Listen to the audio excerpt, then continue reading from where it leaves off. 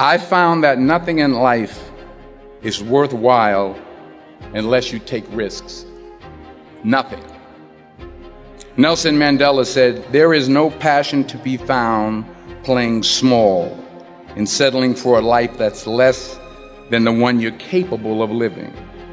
Now, I'm sure in your experiences in school and applying to college and picking your major and deciding what you want to do with life, I'm sure people have told you to make sure you have something to fall back on. Make sure you got something to fall back on, honey.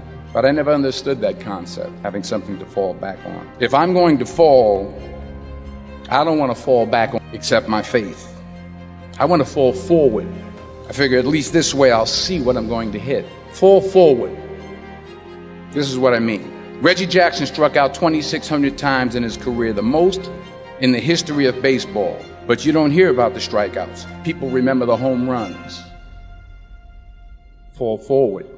Thomas Edison conducted 1,000 failed experiments. Did you know that? I didn't know that. Because the 1,001st was the light bulb. Fall forward. Every failed experiment is one step closer to success. You've got to take risks, and I'm sure you've probably heard that before, but I want to talk to you about why that's so important. First, you will fail at some point in your life. Accept it. You will lose. You will embarrass yourself. You will suck at something. There's no doubt about it. And I know that's probably not a traditional message for a graduation ceremony, but hey, I'm telling you, embrace it, because it's inevitable. And I should know.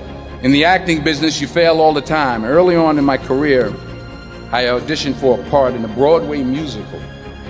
Perfect role for me, I thought, except for the fact that I can't sing. So I'm in the wings, I'm about to go on stage, but the guy in front of me, he's singing like Pavarotti. He's just he's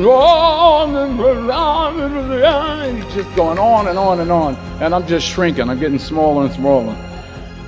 So they say, "Oh, thank you very much, and you'll be hearing from us."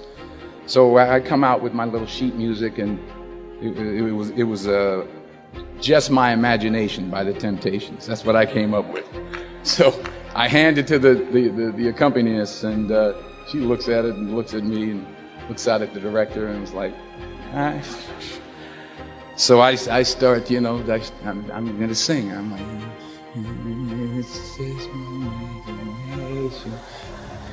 once again. And I'm not saying anything, so I'm thinking I'm getting better. So I just start getting into it. Running. They say, "Oh, yeah, thank you very much, Mr. Washington. Thank you." So I assumed I didn't get the job. But the next part of the audition, he called me back. The next part of the audition is the acting part of the audition. Now I'm like, hey, okay, maybe I can't sing, but I know I can act. So they pair me with this guy, and again, I didn't know about musical theater. And musical theater is big, so they can reach everyone all the way in the back of the stadium.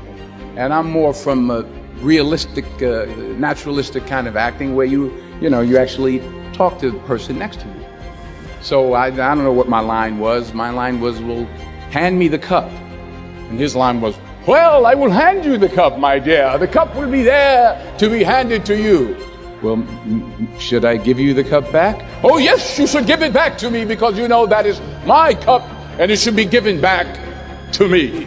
I didn't get the job. But here's the thing. I didn't quit. I didn't fall back. I walked out of there to prepare for the next audition, and the next audition, and the next audition. I prayed, but I continued to fail, and fail, and fail. But it didn't matter, because you know what? There's an old saying, you hang around the barbershop long enough, sooner or later you're going to get a haircut. So you will catch a break, and I did catch a break.